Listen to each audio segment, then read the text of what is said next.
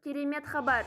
Осы хабарламаның астына бір емес ондаған лайк бассаңыз, оған тұрарлық. Жақсы жаңалық, қазақ елі. Саламатсыздар ма, құрметті көрермендер? Ең соңғы жаңалықтарды алғашқылардың қатарында білгіңіз келсе, бейне астындағы лайк және подписация таңбаларын басып, біздің арнамызға жазылуды ұмытпаңыз. Егер сіз жазылған болсаңыз, онда біз бастадық. Қазақстанда ай сайынғы мемлекеттік шәкіртақы көлемін бірінші қыркүйектен бастап 15%-дан 50%-ға дейін көтереді. Қазақстанда ай сайынғы мемлекеттік шәкіртақы көлемін бірінші қыркүйектен бастап 15%-дан 50%-ға дейін көтереді, деп хабарлады премьер-министрдің баспасөз қызметінен. Мемлекет басшысы Қасым-Жомарт Тоқаевтың тапсырмасын орындау аясында Қазақстанда бірінші қыркүйектен бастап ай сайынғы мемлекеттік шәкіртақы мөлшері өседі.